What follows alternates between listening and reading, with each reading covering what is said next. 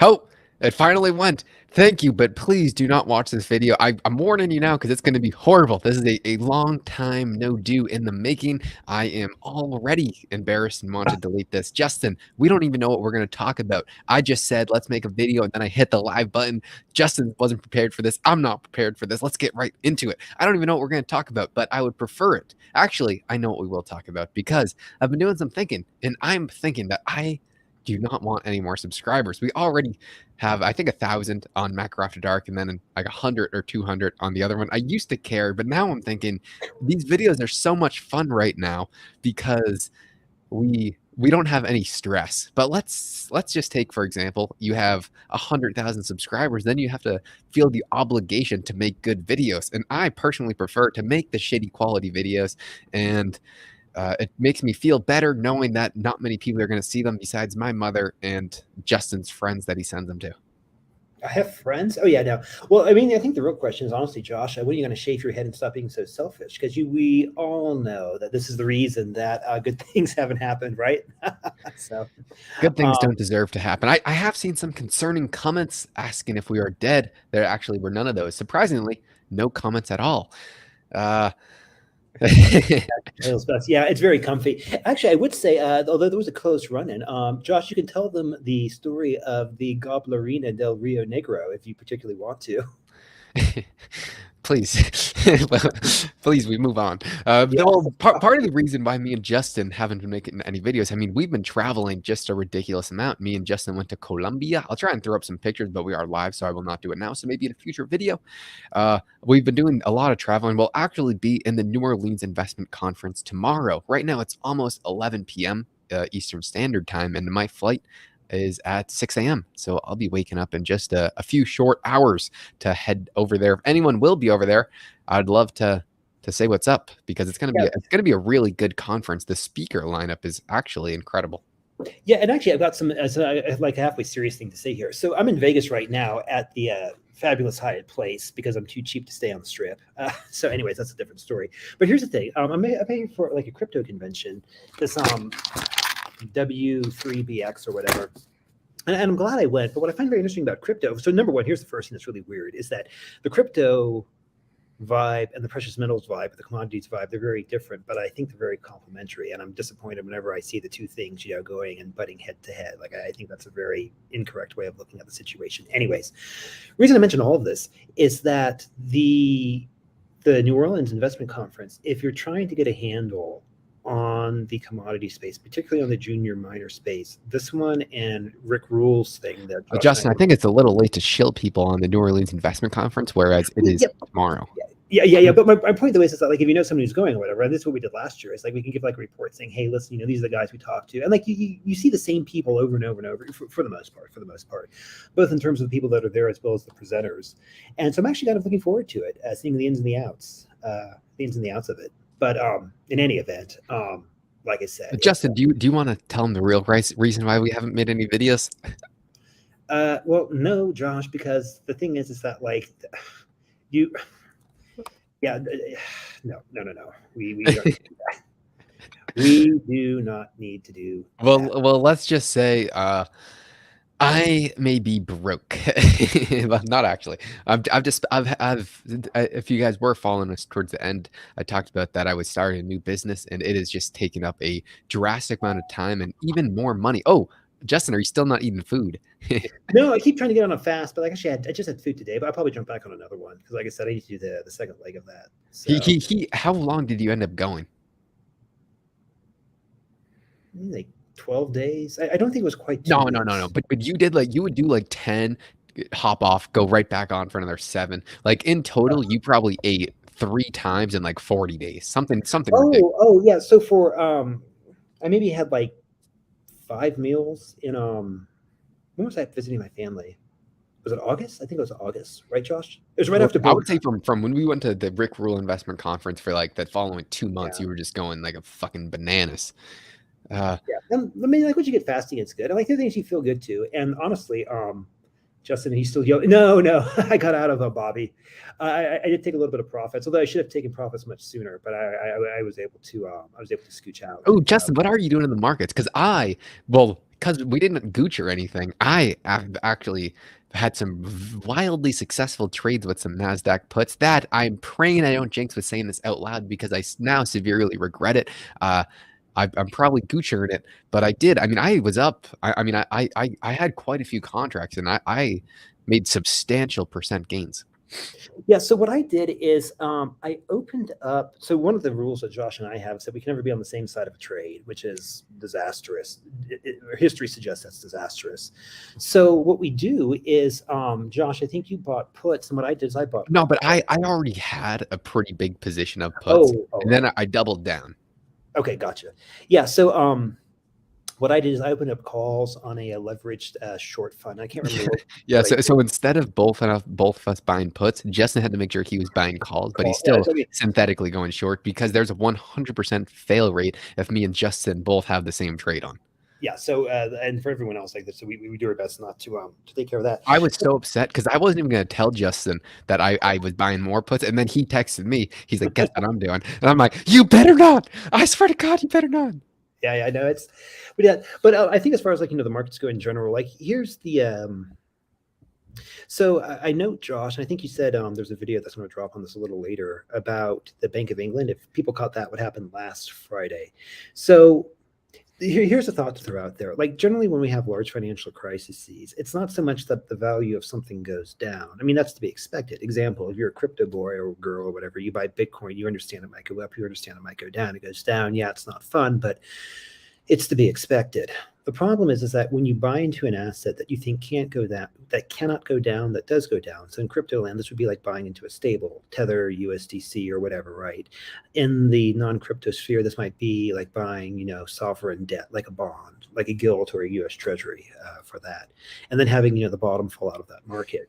And the reason, or back in 2008, it was money market funds breaking the buck, where you basically have people who go into an asset class thinking that it's safe and that it's secure, only to find out that it's anything but. Because the problem there is you have an existential crisis, because all of a sudden people ask the question, well, wait a minute, I was in this asset class I thought was safe. I was certain it was safe, but it's no longer safe. What else the blank am I in that's also no longer safe? So it creates a lot of panic and erodes confidence, which is like a second order derivative, I think, of what's going on. As far as almost the position in the market, I still have my GameStop position. I still like my 237.50 calls. Revlon, I'm in on that. I felt like a smattering. I was in Upstart for a little bit. I mean, if anyone follows PiFi here, which I'm sure people do, basically Pickles picks. It's what I tend to play. Occasionally I play TLSQ. I haven't recently. I mean, I haven't yet lost money on TLSQ.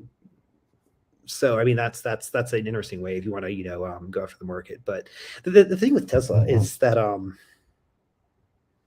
it's volatile, but I don't know the ins and the outs of it. Anyways, Josh, where are you in on the market?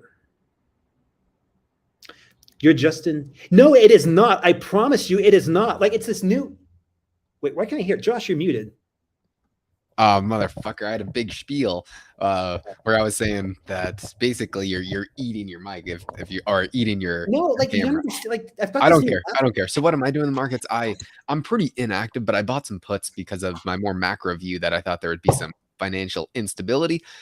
We start to see that around the cracks. There seems to be a lot more cracks going around the old Rolodex, but yeah, I have some puts. Haven't done anything. I would not consider buying anything right now, but I do have a few things on my watch list right now. If my business can start to produce a substantial amount of cash flow, then I would be dumping. What are you giggling, Justin? Like it's not going to happen. But does OnlyFans only paying out weekly? Is that not enough? Yeah. If anyone would buy my feet pics, I would post them, but Lord knows they wouldn't. So, with the markets, I'm not too active because I'm dumping literally all of my money and some into this business, which is pretty gross. So I do have some Nasdaq puts that are performing extremely well. If I was to reposition, it would be when I get some cash flow coming in. But when I do sell these puts, which I've already sold a few, so my cash position is actually getting relatively high just because I've been fortunate enough to make a substantial amount of money. So I'm probably not going to redeploy that yet, but if I do anything, I would say I'd let you guys know. But in case we go on another 3-week hiatus, I don't know. So you'd have to subscribe to the premium newsletter for that one. Joke, we don't have one. Yeah. Yeah. Well, the way you subscribe, you just take out $100 bill, write your email address on, and give it to me, and I'll make sure it gets to the right spot. Yeah. Like, unless you're a bank or a lawyer, please do not hit up Justin. Yeah. 'Cause or please do hit up Justin, as Lord knows he's gotten too many emails from banks and lawyers. Yeah. Yeah. Yeah. Justin, what's your Revlon position? JR Low. Do you have one? Yeah, I've got maybe like several thousand shares is what I recall, and then I've got a bunch of the 35 calls for January off the top of my head. Is what I've got. I remember there was a serious point in time where you were just buying ridiculous amounts just for fun. Yeah, well, the things that were so effing cheap, and like, you know, I did take profit and I did reposition, although I should have waited longer to because I think I bought in at like it was less than $1, like maybe like 70, 80 cents was my cost basis. And then let a large part go when it was up at like maybe $1.40, $1.50ish or so, and then I bought back in around $1, and I should have waited longer to buy back in. So one of the interesting things that you see going on right now is I don't even call it this, since this is into the realm of geopolitics, so it's always tricky, you know, to deal with this shit. But there was a purported attack on airports, the airport like IT infrastructure, like nothing serious about planes take off and land, but think like, you know, the customer facing site in the sense that like, you know, click here to see a map of the airport or whatever. And the rumor was it was Russia that was doing it. And the reason I know all of this is that if you are engaging in hostilities, or if you want to send a message to another country to say like, look, you know, we don't like what you're doing, and if you keep doing this, we're going to keep pushing back. You don't start with like, you know, a full out attack. Or think of it like this. You wouldn't start with, let's say, like, you know, using a strategic nuclear weapon. No, there's an escalation process. Like, you basically say, hey, listen, you know, we're serious about whatever's going on, and just to show you how serious we are, we're going to pick some, it's like almost like pulling a prank, like a really, really good prank on someone, just to let you know, like, look, you know, we can do this, and just so you know that we know we can do this, and if you keep doing whatever, you know, we're going to keep, you know, upping the ante. So I find that to be particularly interesting. I do find it, oh, did you see the news, Josh, that BlackRock, I just saw that earlier today on they got like $1 billion or whatever pulled from their funds because people were not by the dangerous Republicans, because they are not ESG friendly, or they're ESG friendly. No. Well, that might have been the case, but it was they were not allowing redemptions, and that's something that Rickards talked about too, where you basically have the gates between the various balance sheets slamming shut. Like that's what happened in 2008. Wait, BlackRock wasn't accepting redemptions? Hold on, so this came from the other naughty website, which I won't mention. Let me see if I can pull it up here. I think it was, so I mean, the big picture here is that with the UK pension system going on, because, you know, they were having the bonds were, I don't think they were about to go no bid, but they were getting close enough where it was creating issues. Well, you're doing that, I would talk on, but I don't think I have anything to say. Nothing intelligent, at least, which is usually the case. If you guys do want to check me out on a regular basis, I am now foiling, or some people would call it anchoring, for George Gammon on the Rebel Capitalist channel, which has many times more subscribers than this pathetic channel, Justin. Pathetic, I should say. But you will not hear me speaking. Hit the like. No, dislike. Yeah. Yeah. Hyder, please actually don't share. We now have a firm count that if we ever get above, I don't know, we probably lost a few subscribers, but anything above 10,000, I'm shutting the account down. The channel will be terminated, and we'll make the videos for our premium members only. Anyway, so this one right here, the you know, the old CNN meme of like mostly a fiery but mostly peaceful protest. What was the joke about the bombing? Like, you know, Russia conducts fiery but mostly peaceful bombing, or like aerial assault of the Ukraine, and it's just like when you turn the bullshit against, you know, the bullshit artists, it's always, you know, amusing to watch. Did you see the picture of that Russian dude, that Russian general? He looks like that is one, you know, mean son bitch. Yeah, compare that to the gay woman who's in charge of our military, who's also don't have boobs. Well, the best thing is like when you get like the memes that come in, and then you do like the face swap shit, because somebody did like, because, you know, the guy has like this very like dour expression like this, but somebody did like the face app where they put like a smile, and it just looks so ridiculous. But the AI is really good at because I sent it to Alex actually. Let me see if I can track it down. Right. Yeah, Um, if at least when everything is going to shit, the memes are always quite extravagant, and Justin loves his memes way more than an old man like him probably should. yeah.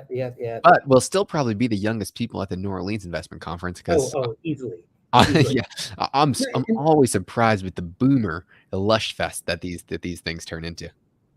Yeah, I mean, like it's not. I'm not trying to be like mean or ageist when I say this, but like this is the thing. This gets back to again like this natural, I think, alliance between the commodities and crypto, where like the both sides have what the other need, and that's not to be an insult or not to say an insult or be derogatory to one side, but rather it's like it's just like this kind of a thing. They're complementary, very I think complementary, and I'm very disappointed that whenever I see people in one side or the other, lobbing accusations at the other, because I think that everyone shares a common enemy in this regard. I would argue. Current holdings on GME. I am afraid to admit this. Of course, I still have some long dated calls, but today actually I was putting in my plan to buy more. And please hold your horses, Justin. And the current circumstance, the only instance where I would buy more is if we start to see a flash crash. Let's say we see the Dow down 1,000 points, next day down 1,000 points, next day down 1,000 points. We see a legit like liquidity crisis coming. Then I was thinking about turning all the profits from my puts into that, and that would be a pretty substantial amount of money right now. Yeah, but hold on, Josh. Like, would you do all calls, or would you consider buying any shares? All calls. Interesting. Because right now my payroll for my business is extraordinarily high. It would only make economic sense for me if I wanted as much leverage as possible because I'm swinging for the fences with my portfolio. I'm swinging. Okay, wait. So here's like the official picture. There's the modified one. So you see that? So It's classy, just like, so what classy. the hell? So Justin, what's your current position? Because that's what we're here for. We're here for Justin, the host of our show. Negative. I can't even hold on. I've got to check. So I'm generally in a smatter. So last year, like around this time, I opened up a bunch of like small positions in and I think we even did a video on this too, Josh. And this is what I got from the New Orleans conference last year. No, he's talking about GME. Sorry. That's what the viewers are here for. God damn it. Yeah. Okay, GME. Calm down. Josh, you forgot to turn on the music. No wonder people are so pissed off tonight. Well, I think it's also because I said please don't watch this video, and people were very keen to the word and decided not to. Okay, so GME, I've got. Hold on. What are your thoughts? He's still holding. Justin, he's still holding. Don't you worry about it. But what are your thoughts on it? Answer the man's question. Hold on. What are your thoughts? Didn't hit the like. Wait, but what are your thoughts on GME? Current thoughts. Are you still holding? Yes, he's still holding. I know that answer. Okay, so here's when I'll go on this front. What are your thoughts? Answer the question. Okay. Yeah. So here's the thing I think about GME. It's not like if the question is, do I or do not think MOAS will still happen? I completely think MOAS will still happen on that regard, if that's the answer to the question. I also think that MOAS is kind of like the end game in this scenario. And I think that there's some other things we have to go through before we get there. The one thing I've always said in the past is that like when the thing finally does start popping off, like look back, think about it like this. GME going up and MOASing or mooning, or let's just say GME goes up to 300, which would be like what, 1,200, under the old thing. It's not happening in a vacuum. And if you have something where you create where the rate of change exceeds the option or it exceeds the market maker's ability to contain it and to control it, then you've got a problem in of itself for all the existing shares that have been bought. I mean, like Josh, what's the open interest on 237.50s right now for January? I know some have sold off. I don't know why you're asking me like I'm some. Okay. Well, yeah, but my point though is that like if suddenly those 237.50s get drug into the money through some like weird ass shenanigan type of thing, you're gonna have this huge problem because number one, even if it was the first time around, this is going to create an incredible amount of what is it, delta pressure? Yes. Should I get this right? The delta weight of the calls. In other words, the chance the calls will be exercised suddenly become greater, which means that the market maker who sold the calls has to go out and buy shares. This creates the fund where you get, the up and the up and the up and the up on that front. But because GME is one of the problem children, maybe the most notable problem child in this situation, you have a bunch of people FOMOing in. That's another thing going on too.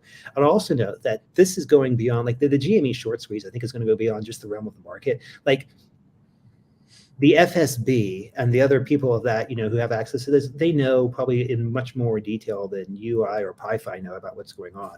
And if you did want to, wage war, you can wage war on multiple fronts, including the financial front. I mean, even Rickards has talked about this.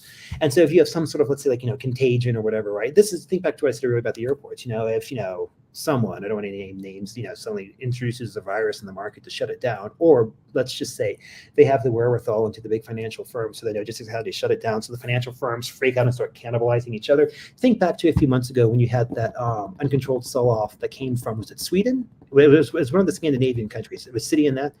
Like, as much as you and I try to talk about this stuff, like the people above economics and geopolitics, I think they have a much better handle on that and much more tools than you and I have in order to deal with that. And so it's one of those things that if you can make a bet, it's not just betting in terms of what you think is going to happen in terms of the market or whatever, but also who's going to wage war against each other. Do they have the capacity? Do they have the capability or whatever to go beyond that? And Derek, shut up for a second. Josh, can we get OTC shares in your small business? I will take all the money you'll give me, and I promise to return it the second I make a profit. Which, will it happen? Most likely not, but I will get a lot more money in the meantime. And that's all that really matters, right? Yeah, Moo, I'm sorry, but I would feel horrible stealing money from our premium subscribers already. Stealing more money. Justin, is GME a negative beta stock? It would only be a negative beta stock, I think, under the circumstance if there was a flash crash and if everything that we've talked about in the past is correct and the short interest actually is much higher than currently reported. That would mean under a flash crash situation, margin would decrease drastically. The balance sheets would no longer be able to expand it, and then that's when there would be a pop. That is why I'm saying I would only buy some right now if we saw the market crashing. Yeah. And the other thing I would say is negative beta. It's like, I don't think GME behaves like a normal stock does, more so than other stocks. And so I don't know if that would, I think at times that can correlate to negative beta.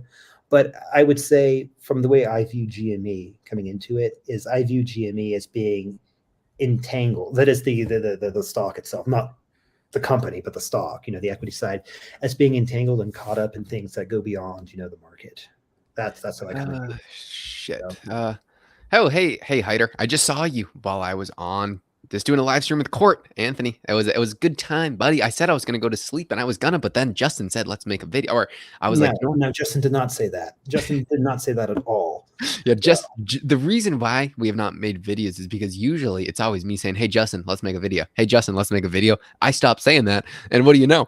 Justin never texted me back, and we've been in a 2-month hiatus from not speaking to each other, and that's why I'm saying, please don't watch the video because the chemistry's gone, and me and Justin have had a massive beef behind the scene where we're competing for 51% of this mega premium subscription that we're currently running. Sorry guys. What do you think of the SPY in Q4? I currently have put, so if I could suggest anything, I would tell everyone to go long. Yeah, I would say bearish. There's eventually going to be a point where all the bad news is currently booked into the market because I don't really know anyone that's bullish, and that scares me. There's a lot of people that are neutral and a lot that are bearish, but I don't know anybody right now that is screaming say that they want to buy as much S&P 500 as they possibly can, and that makes me a little bit concerned. So I don't really want to do anything with my portfolio. I'm looking for a good opportunity to exit my put positions. I do have some downside protection in case we do see some crashes, because it is possible because there's so much fragility in the system. So I would find it, but there's an absolute possibility that we see a massive rip in the indices just because of how over leveraged a lot of people are short right now. Hey Joshua, I missed you too, because we both have hair. We're both named Joshua. That is pretty much the guaranteed long-term friendship locked in. That's it. Yeah, what I would say too is this, like, I think almost you kind of want to do, like, I mean, maybe one way to play, and this is what I kind of like have like inadvertently done is that I've set myself up to do like this weird ass straddle type thing. Like here's an example: the calls that I bought on that leverage short fund, I think they're dated like January or whatever, right? And so my point though is that like I figure like, well, as long as it's going to be volatile or whatever, right? You just sell whatever and if it moves one way or the other, you will just sell whatever leg is up, and then reposition or whatever, right? And if it goes the other way, we'll sell that leg, just give it enough time. But I think that the secret to making this work is you've got to buy enough theta to make certain that you're, or one would be, I think, be well advised to buy a lot of theta, more so than what's needed. I have never once bought a call and said to myself, you know what, Justin, I wish I didn't buy that much theta. But Justin also prefers to overpay for things anyway. So that's the way it goes. Well, I mean, the thing too is like it's if you believe in your thesis or whatever, right? Like the idea of like getting in and getting out of something, like that's the boomer real estate in him. We're day traders only. We go minute by minute. Dr. GME, it's great to see you guys. It is actually fun coming back on here, seeing all the familiar names. It's like an old family reunion, especially for our current premium subscribers. What, you keep talking about this, like, Justin. That's why we've had so much beef for the past 2 months, because we're competing for our 51% stake in this mega corporation that we're currently running. Behind the scenes, do you think this 1,000 subscriber YouTube channel is not racking in millions of dollars a month right now? Well, I mean, the problem is like once you rack in millions of dollars from YouTube, you become beholden to YouTube. That's the problem. So. Yeah. How's it going? I would try and pronounce your name. Evgelian Zilis. Justin, you're good with weird names. Sorry in advance. It's pronounced easy. Next question. Easy. Oh shit, I'm fucking up. Hey Phil, long time no see. How's the portfolio? Oh god, this is why we haven't made any videos, because we've been so brutally ass raped by the portfolio gods. Justin, how's your portfolio doing? Oh, well, I mean, I took a beating with OPEX, but I was able to close out. I closed out most of my position. I still have a little bit that's open on that front. But oh shit, what's going on in your life, Justin? Justin right now is on some of the most freakish activity ever. He's been on some mileage runs. Do you care to explain he's basically flying from Houston to Seattle to LA to San Francisco to back to Houston to have dinner that night, and then hopping back on the next plane because he needs to get his miles in so he can maintain his good customer status. I don't know if I'm getting this correctly, but it's something along this weird line. He's basically just flying nonstop and been living on a plane for the past few days for no reason. Yeah, well, it's basically an arbitrage play against the airlines. It's not as fun as it used to be, but yeah, because if Justin tells, well, if you'd like to find out more about that, you'll have to subscribe to the premium report. God, at least you haven't started shilling credit cards yet. Let's see. I can shake my head and talk fast, but I think everyone will know I'm an imposter. Oh man. Let's see. I'm quite heavily invested in SQQQ. Fuck you, Phil. Justin is too, and I'm short the NASDAQ. No. I'm not an SQ. I mean, there's some other which is like insanely over leveraged. Oh, we're still safe as long as we're all in a different piece of the pie. We can all eat. Yeah, like you gotta read the full question. I'm curious to see if I can time the market to exit my position and pile into a blue chipper once we near the bottom. You and me both, my friend. Yeah, but see, here's the thing, right? Like, if it keeps going down and down and down, like again, like one of the reasons I want to go to New Orleans, I want to hear Rickards speak, and so Rickards oftentimes uses his ICE 9 scenario. Like, I think if you have another big downturn, like if you have like an 80% drawdown in the market, or something happens in the bond market, as Mandarino, other people have said, like it'll bounce back, but like it's not bouncing back anytime soon. So I would say like people need to like, at least in real terms, it would be very difficult to have a stock market boom in real terms. I do think that it will be very, very hard for us to make new all-time highs in real inflation adjusted terms. Yeah, but I think the other problem here in all of this is that like it's not like 2008 where the boomers have another 10 years to sit around hoping for things to bounce back. They're going to the psychology is different. The other thing I'll say on that front too is that you've got You have the ETF demon that's been created, where just as when people buy in or whatever, right, the computer auto buys, it bids up the market. But if everyone's selling, the ETFs are going to auto sell out. Now, if the government comes in and they freeze, like BlackRock's a good example of this, if they freeze BlackRock and shut things down, okay, well that'll like pause the collapse in real time. But it's like the bomb's already gone off. Sure, you might be able to stop time, but you still see the explosion, and you can't do anything if time's frozen except just watch what's there. And so I don't think the next market, like I think there will be opportunity to buy in at the bottom. I'm not saying that's not the case, but if you're relying on a conventional way to do that, I'd be really careful with that.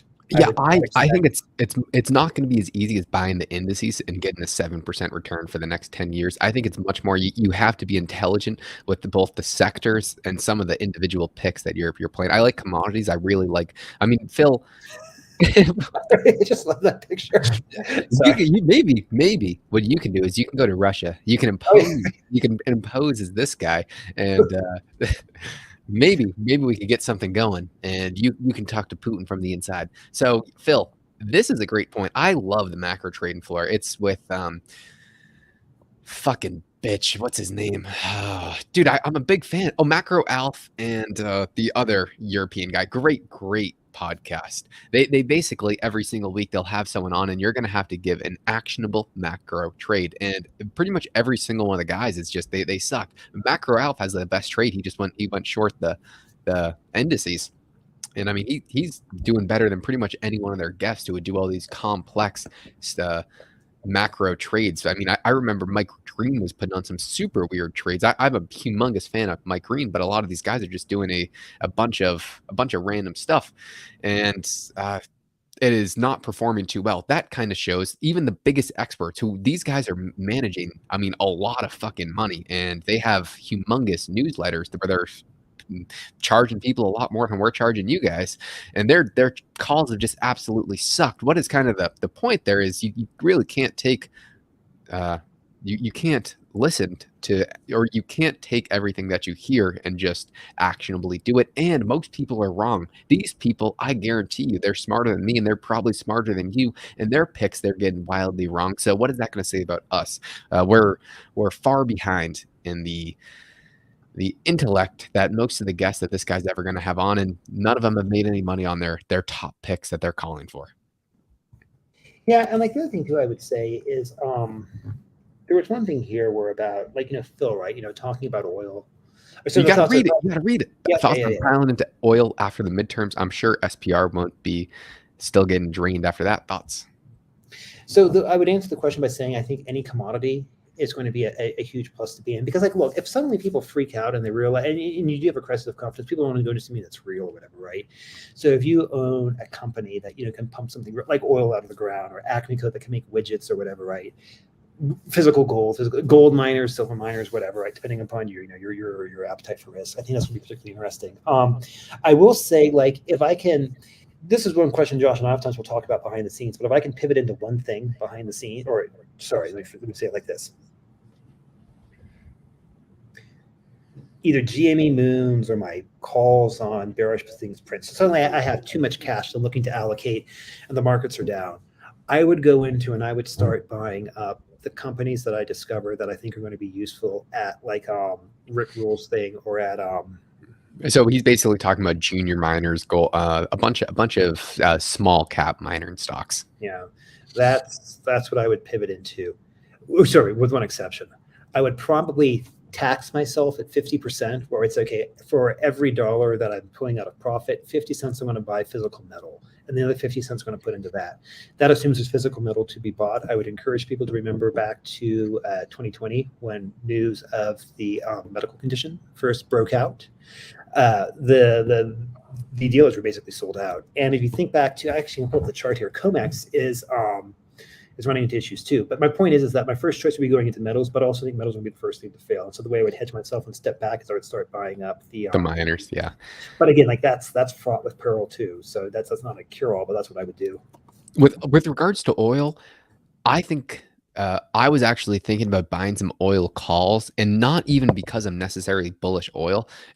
Personally, I have a short-term bearish look on oil, but I want to hedge this winter, especially for me and my family, because it is actually, I think it could get pretty dangerous. I was telling my mother today that we should probably make sure the oil tank is filled and save some money for a potential cold winter, because if we do see extreme prices, then it's going to be very, very difficult to get through. So I might get some oil calls strictly to hedge this winter, and that could pan out pretty well, because I do personal story. A good buddy of mine was actually texting me today from Europe, and he's running a pretty big bit, or he's a part of a really big business where he showed me his cost today, and his energy bill was up 37% for oil and 212% for electricity. Well, that's going to just crush margins of all across the globe, especially if Europe's getting squeezed like this. If this comes to the US, we're not going to have a pretty winter. Yeah, and this is just what I was talking about earlier. You can basically see COMEX at this green light right here of register keeps dwindling or whatever, right? So I mean, who knows where it's going to go? But the point is that silver keeps getting drained off of COMEX. Yeah, and then I'll give you guys, because I did an interview with Art Berman with George Gammon at the Rebel Capitalist channel. Shameless plug. You guys, 10 people should go check out his channel with 75,000 subscribers. Fuck, where was I going? Oh, basically, there's a difference between U.S. oil and oil from different countries. U.S. oil pretty much can only be generated for gasoline. And that is a very, very small and useless part of the entire picture. What we need is diesel, because diesel powers the world. You need diesel for the trucks that are carrying the goods. Literally every single process for anything that you get involves diesel. Oil is great for your car, but that is minuscule to what is needed. So even if the US started producing oil again, it's not the diesel that powers the world. So we still need to import that that different grade and heavier duty oil, so we can still run our manufacturing base in the United States. So I do think oil could definitely catch a bid over the next few months. Yeah, but the thing is, Art should also know that there's also alternatives to diesel. Like, in other words, you can it's like putting like a cooking oil in your diesel truck, which my mom did that years ago, or whatever, right? It smelled like a French fry. But my point is like, I'm not too, I mean, like, there might be an extra cost, but it's not like, oh my God, we've got to have heavy crews. Like, no. There's, I'm not too fussed about that. I'm also a bit confused by this question. Josh believes still be uploading videos. Me and Justin have only ever uploaded videos together. I don't know on what channel you're talking about. Besides me and Justin's falling out over the past few months over over shared ownership of our shoes. Yeah, there was a big disagreement on shoes. Yeah. How far out? I have no clue. Kind of. I since I like Theta, I'd probably go out to some late 2023 contracts. Maybe I'd look at next October or something like that, because I'd like to hold them for a few months guaranteed. Oh, and then it's really that far too. It might even make sense just to go all the way to 2024, because you also want there to be liquidity. Yeah, but I'm not an institutional client dealing with hundreds of thousands of millions of dollars per trade. I mean, I'm a small fry in a small pond. Yeah, but at the same time too, I mean, like, I would not buy something illiquid that has zero contracts. But you're talking about oil right now. Oil is one of the most liquid markets in the world, where I could buy a few contracts, because that's all I can afford anyway, and that it's going to be trading thousands of contracts already. I'm telling you, I'll be fine. So Phil asks, LNG is what the EU wants, I believe. Yeah. So what's going on this front is, so I grew up in Houston, and I can give you the lowdown on this. The problem is natural gas. In order to ship from point A to point B, you really want a pipeline to deal with it. You can, freeze it. The reason you freeze it because it makes it more dense. And if it's more dense, you can cram more of it in a smaller space, whatever, right? Pull up if you have another window open. Just Google like LNG tanker, and it looks like almost something like a Star Destroyer out of sci-fi, whatever. You have like these big ass balls that sit on the tanker. Catch is that in order to get the gas liquefied, you've got to chill the bejesus out of it. So it's an expensive process to chill it on the front end. Then you've got to keep it chilled as you move it through, whatever, right? And you've got to harvest it, or not harvest, but you've got to bring it on shore, whatever, right? Germany and probably other people in Western Europe are busting their ass right now to build LNG terminals. But again, you just can't wave the magic wand and turn these things online. So that's one of the reasons the pipeline, Nord Stream, was so critical for that regard. Now, out of the four, I think they call them ribbons or whatever, right? So Nord Stream, there's actually 4 like sub pipelines in that. 3 are, as I understand it, are offline. 1's online. So I mean, they still have, let's say, a quarter of the capacity there, assuming Western Europe wants to use it. And there's other pipelines too that go through. But the other ones that run either run through Ukraine, one runs through Turkey, or there's some that run through Turkey, and there's one other that runs through Poland. I think there's also a few that come through the North Sea and maybe through Belgium. I can't remember, but anyway, just Google pipeline map of Western Europe, and you'll see what's there. The information is relatively public. But to answer your question, though, is that Europe might want LNG, and even if America or Qatar has excess LNG or Iran has excess LNG coming out, you just can't unless you have very specialized, very hard to build, and very expensive facilities in order to freeze it to liquefy it, you just can't ship it. Again, that's what pipelines are for, and so. It's almost like you have this intentional engineering to starve Western Europe of energy, and not just by pipelines mysteriously failing. Consider what happened with OPEC too, cutting energy.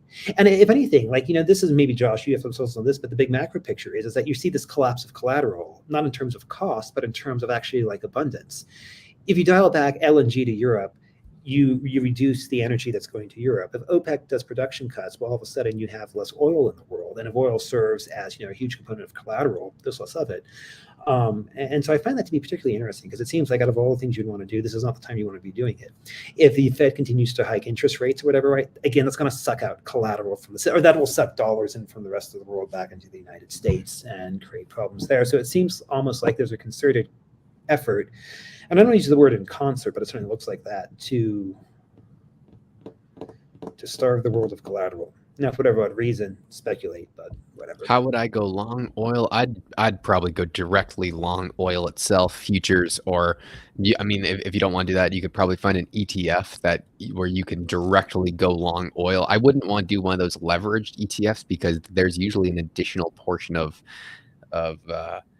risk that you're not seeing, and most of those leverage ETFs lose money over time guaranteed, and I'm not really trying to time anything. It's more of a hedge, so I'd want to go and I wouldn't want to go long any of the companies because I'm not even sure they're going to make increased profits, because we could see we could see many different shenanigans from the politicians. I would want to go long oil directly. On that note, any last thoughts, Justin? Yeah, if you're going to go long on those, so several thoughts is that if you can find an ETF, maybe of mid-sized producers like the Oxys, like the Devons, the Southwestern Energies, I wouldn't touch any stocks personally, but you're different because you have a more of an edge there because you understand it at a much higher level than I ever will. Well, my point is if you can find an ETF that holds shares of producers, but the producers aren't I think the larger the company, the more social justice bullshit there is in it. But I think the Marathons and the mid-tier producers will be a little bit more resilient to it. And plus probably a little bit more domestic than international, although that's, gotta be careful with that stuff too. So the way I would go long is that if I didn't know the time frame, I'd probably buy shares versus contracts to start off with. But if you buy an ETF, and the ETF focuses on that mid section of the market, that's probably how I would do it. I don't think I would go long on a fund that actually holds direct oil futures. I don't think I would do that if it was me. Yeah, I got to wake up in 4 hours for my flight, so we got to peace out of here. Oh yeah, I'll give you one last teaser. So back in the day, my great grandmother, she bought back when it was this royalty company. I'm not going to say what it is because it's so illiquid, but this thing pays out 10 to 20% a year when oil goes up. Do you still hold it? Oh yeah, it's been literally this has been in the family for a long time. Well, why don't you tell our premium subscribers so they can all go buy it, and then from that you can juice up your stock. Therefore, you get rich at the expense of the losers of our premium subscribers. If you guys don't get the sarcasm, that's just he does. It just. No, we're making fun of the average day YouTubers, or at least I am, because that's kind of the whole goal. It's not possible to express how few fucks I give about the subscriber. That is last. Well, besides the premium subscribers that are bringing in all the dollars. Anyway, guys, thank you. Long time no see. We begged you not to watch the video, but if you did come, I am sorry for your ears and any potential claims that you would like to have that you would. We probably did many things illegal in this podcast. This included. So If you would like to sue anybody, Justin is already being sued by many of the big banks, so you can just follow along with them and get next in line. Thank you. And Starts back there. yeah, for anyone that is hanging out with us, goodbye. Take care, Oh, guys. wait, an error. We can't even end the broadcast.